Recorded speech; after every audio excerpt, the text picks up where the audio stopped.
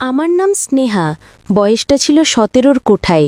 সেই সময়টা ছিল আমার বিদ্যালয় জীবনের চূড়ান্ত পরীক্ষার জন্য প্রস্তুতির কাল। পড়াশোনার ক্ষেত্রে আমার বরাবরই গভীর মনোযোগ ছিল। এর একটি বিশেষ কারণ হলো আমার বাবার অকাল প্রয়াণের পর আমার মা একটি শিক্ষাদান কেন্দ্রে পড়াতে শুরু করেন। সেখানে ছোট ছোট ছেলেমেয়েদের শিক্ষাদান করে মাসিক যে সামান্য অর্থ উপার্জন হতো তা দিয়েই আমাদের মা মেয়ের সংসার কোনো মতে চলত। তাই আমি ভেতরে ভেতরে প্রতিজ্ঞা করেছিলাম যে আমাকে যত দ্রুত সম্ভব নিজের পায়ে দাঁড়াতে হবে, মায়ের সাহারা হতে হবে এবং তাকে সব দিক থেকে সাহায্য করতে হবে। আমি যেমন আমার মায়ের কথা ভাবতাম, ঠিক তেমনি আমার মাও আমার ভবিষ্যতের কথা ভেবে সর্বদাই উদ্বিগ্ন থাকতেন। মা আমাকে যে আদেশ বা পরামর্শ দিতেন আমি সেটাই অক্ষরে অক্ষরে পালন করতাম।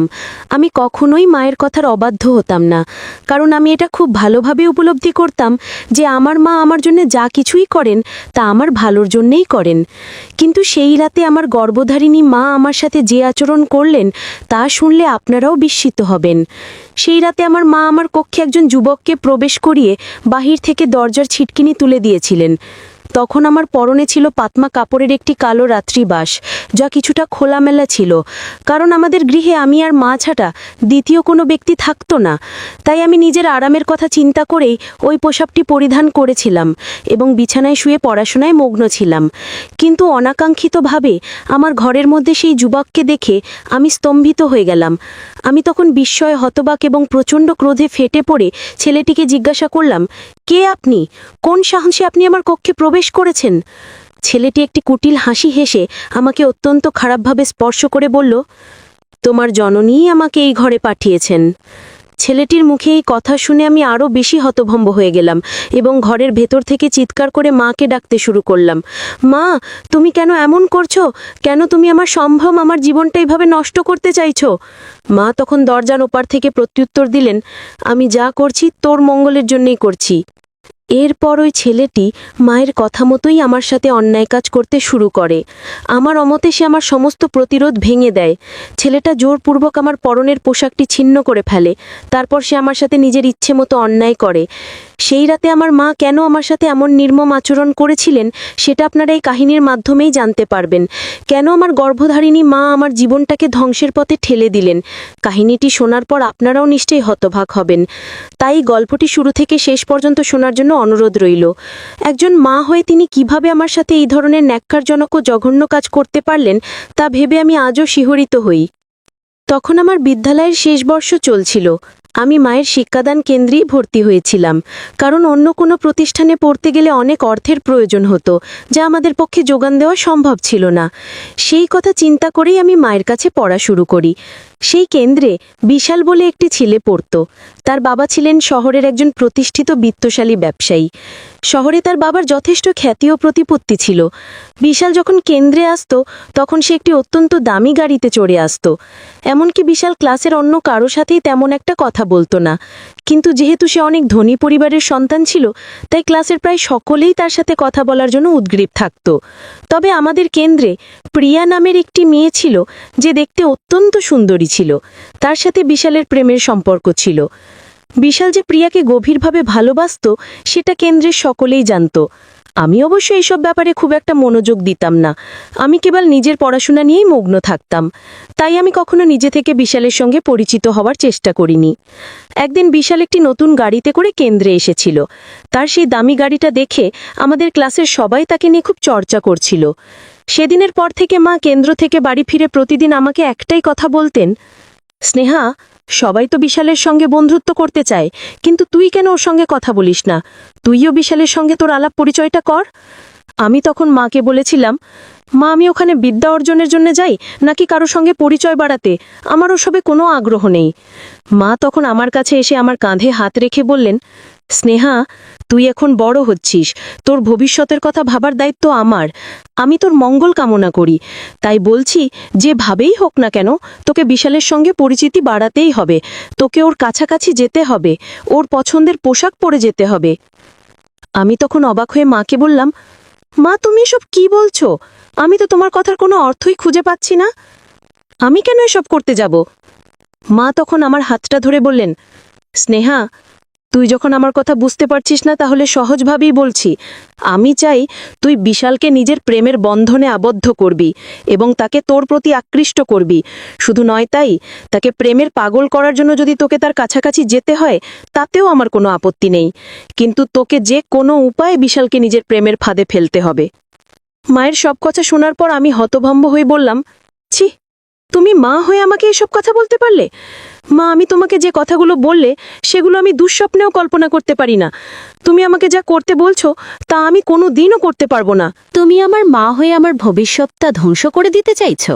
আমার মা তখন খুব উত্তেজিত হয়ে আমার কাঁধ ধরে ঝাঁকিয়ে বললেন, আমি তোর ভালো চাই বলেই এই কথাগুলো বলছি। তোর বাবার মৃত্যুর পর থেকে আমি এই শিক্ষা কেন্দ্রটা চালাচ্ছি, আর এখান থেকে যা আয় হয় তা দিয়ে আমাদের সংসারটা কোনো মতে চলে। তাই আমি চাই না যে ভবিষ্যতে আমার মেয়ের কোনো কষ্ট হোক বা আমার মেয়েকে সামান্য কিছু টাকার জন্য মাসের পর মাস অপেক্ষা করতে হোক। তাই আমি চাই তোর বিয়ে যেন কোনো ধনী পরিবারে হয়, তোকে যেন কাজ করে নিজের সংসার চালাতে না হয়। আর বিশাল অনেক ধনী পরিবারের ছেলে, সে তার বাবার একমাত্র সন্তান। বিশালের বাবার যা কোটি কোটি টাকা সম্পত্তি আছে তার সব কিছুই বিশাল পাবে। তাই আমি চাইছি তুই নিজের রূপ যৌবন দেখিয়ে বিশালকে নিজের দিকে আকৃষ্ট করবি। আমি যখন মায়ের এই আদেশ পালন করতে সম্মত হলাম না, তখন মা আমাকে আবেগ দিয়ে দুর্বল করার চেষ্টা করতে শুরু করলেন, আর আমি সেই ফাঁদে পা দিয়ে মায়ের কথায় রাজি হয়ে গেলাম। জননীর অশ্রুসিক্ত মুখ দেখে আমার হৃদয় বিগলিত হয়ে গিয়েছিল। তারপর আমি মাকে বললাম, মা, বিশালের তো প্রেমিকা আছে, সে তো প্রিয়াকে ভালোবাসে। মা তখন আমাকে বললেন, তাতে কি হয়েছে? তুই নিজের প্রচেষ্টা চালিয়ে যা, তাহলে দেখবি একদিন বিশাল তোকেই নিজের জীবনসঙ্গিনী হিসেবে বেছে নেবে এবং তোর বিয়ে বিশালের সঙ্গেই হবে। আমি তো কিছুই বুঝতে পারছিলাম না যে আমার মা আসলে কি চাইছেন। আমি শুধু মায়ের মুখে হাসি দেখতে চেয়েছিলাম, তাই মা যা বলছিলেন আমি সেটাই করতে রাজি হয়েছিলাম। তারপর মায়ের কথা মতো আমি বিশালের সঙ্গে বন্ধুত্ব করি। বিশালের সঙ্গে বন্ধুত্ব হওয়ার 5 দিনের মাথায় আমি আর বিশাল নিজের চোখে দেখলাম যে প্রিয়া আমাদের ক্লাসেরই আরেকটা ছেলে, যার নাম রাহুল, তার সাথে ঘনিষ্ঠভাবে সময় কাটাচ্ছে এবং রাহুল প্রিয়াকে আলিঙ্গন করে চুম্বন করছিল। এই দৃশ্যটা দেখার পর আমি ও বিশাল দুজনেই খুব হতভাগ হয়েছিলাম, কারণ প্রিয়া কিভাবে বিশালকে এভাবে প্রতারণা করতে পারল? বিশাল তো প্রিয়াকে সত্যিই অনেক ভালোবাসত। ওই দৃশ্যটা দেখার পর বিশাল প্রচণ্ড ক্রোধে প্রিয়ার হাত ধরে তার গালে একটি চড় বসিয়ে দিল এবং বলল, প্রিয়া, তুমি আমাকে এভাবে ঠকাতে পারলে? আমি তোমাকে কতটা ভালোবাসতাম, আর তুমি কিনা আমার আড়ালে রাহুলের সঙ্গেও সম্পর্ক রেখেছ। ছি! প্রিয়া তখন কাঁদে কাঁদে বিশালের হাত ধরে বলল, বিশাল, তুমি আমাকে ভুল বুঝছো, আমি কিছুই করিনি। এখানে তো রাহুলই আমাকে ডেকে নিয়ে এসেছিল, তারপর তোমাকে দেখতে পেয়েই হঠাৎ করে আমাকে জড়িয়ে ধরে নোংরামি করতে শুরু করে। বিশ্বাস করো, আমি কিছুই করিনি, আমি নির্দোষ। বিশাল তখন প্রিয়াকে বলল, আমি নিজের চোখে সবকিছু দেখেছি, এরপরেও আমি কিভাবে তোমার কথা বিশ্বাস করতে পারি? তাই আজকের পর থেকে তোমার সঙ্গে আমার আর কোনো সম্পর্ক নেই। এই বলে বিশাল খুব রেগে সেখান থেকে চলে গেল। আমি তখন বিশালের কষ্ট দেখে প্রিয়াকে বললাম, তুই কিভাবে পারলি বিশালকে এইভাবে প্রতারণা করতে? ছি! সেদিনের পর থেকে বিশাল ক্লাসে আমার পাশে এসে বসত, আর সেদিন থেকেই বিশালের সঙ্গে আমার বন্ধুত্ব ধীরে ধীরে গভীর হতে শুরু করে এবং আমরা দুজন দুজনকে পছন্দ করতেও শুরু করি। তারপর যখন আমরা ভালোবাসার সম্পর্কে জড়িয়ে পড়ি, তখন প্রিয়া একদিন আমাকে বলেছিল, আমার ভালোবাসার মানুষটিকে আমার থেকে ছিনিয়ে নিয়ে তুই খুব অন্যায় করেছিস। খুব আনন্দ হচ্ছে, তাই না, আমার প্রেমিকের সাথে সময় কাটাতে? সেদিন আমি জানি না কেন প্রিয়াকে কোনো উত্তর দিতে পারিনি।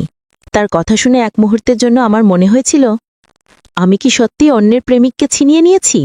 এরপর আমরা দুজন যখন একে অপরের সঙ্গে সময় কাটাতে শুরু করি, তখন আমাদের দুজনের ভালোবাসার সম্পর্ক দেখে আমার মা খুব খুশি ছিলেন এবং আমি নিজেও ভাবতে পারিনি যে আমি বিশালকে এতটা ভালোবেসে ফেলব।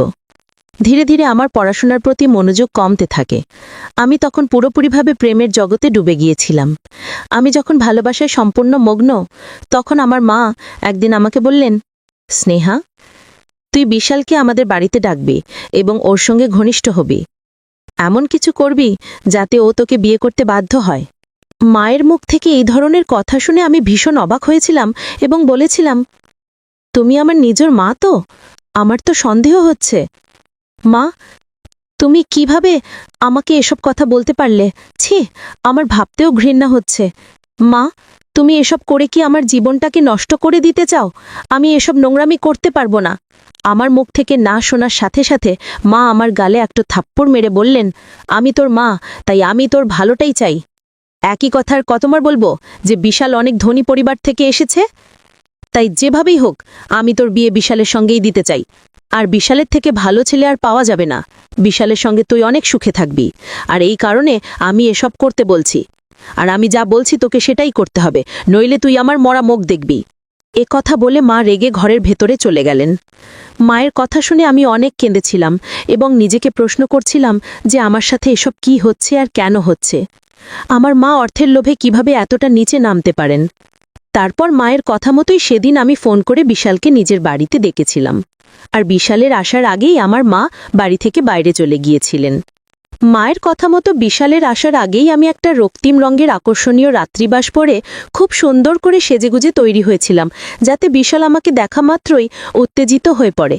আর বিশাল যখন আমাদের বাড়িতে আসে তখন সে আমাকে লাল পোশাকে দেখা মাত্রই আমার দিকে আকৃষ্ট হয়। তারপর সে তার ভালোবাসা ও স্নিগ্ধ ভাব দিয়ে আমাকে সম্ভোগিত করতে শুরু করে। কিন্তু আমি স্বপ্নেও ভাবতে পারিনি যে আমার মা হীনতার সমস্ত পর্যায় অতিক্রম করবেন, যেটা শুনলে আপনাদেরও পায়ের নিচের জমিন দুলে উঠবে। কারণ আমার মা গোপনে আমাদের একান্ত ব্যক্তিগত মুহূর্তগুলো ক্যামেরাবন্দি করেছিলেন, যেটা শোনার পর আমার পায়ের তলা থেকে যেন মাটিটাই সরে গিয়েছিল। তিনি আমার মা হয়ে কিভাবে পারলেন এত জঘন্য একটা কাজ করতে? এটা তো আমি অনেক পরে জানতে পেরেছিলাম যে আমার মা আমাদের ভিডিও তৈরি করেছেন। এরপর মায়ের কথা মতো আমি যখন আরেকদিন বিশালকে আমার বাড়িতে ডেকেছিলাম সময় কাটানোর জন্য, তখন বিশাল আমাদের বাড়িতে আসে এবং সে আসার পরই আমার সঙ্গে খুনসুটি শুরু করে দেয়। সে আমাকে জড়িয়ে ধরে আদর করতে যাবে, ঠিক সেই মুহূর্তে আমার মা ঘরের ভেতরে ঢুকে পড়েন এবং সব কিছু জানা সত্ত্বেও বিশালের সামনে অভিনয় করতে শুরু করেন। মা অনেক জোরে চিৎকার করে বললেন, বিশাল, এসব কি হচ্ছে? তোমার সাহস কি করে হলো আমার বাড়িতে এসে আমার মেয়ের সঙ্গে এসব করার? আমি তখন চুপচাপ দাঁড়িয়ে মায়ের মুখের দিকে তাকিয়েছিলাম। আমি তো বুঝতে পারছিলাম যে মা এসব নাটক করছেন। বিশাল তখন আমার মাকে বলল, ম্যাম, আমি স্নেহাকে অনেক ভালোবাসি।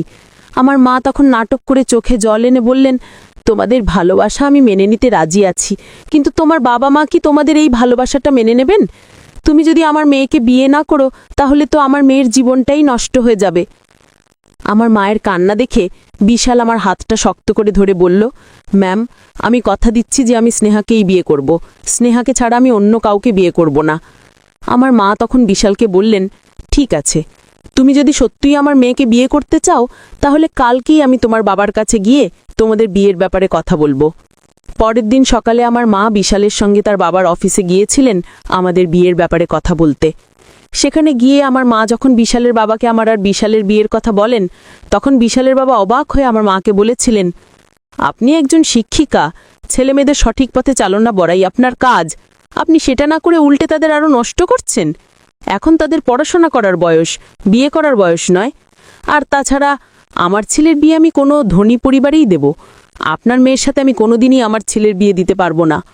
সমাজে আমাদের একটি সম্মান ও অবস্থান রয়েছে, সেটা আমি নষ্ট করতে পারবো না। তাই কোনোদিনই আপনার মেয়েকে আমি আমার বাড়ির বউ করতে পারবো না।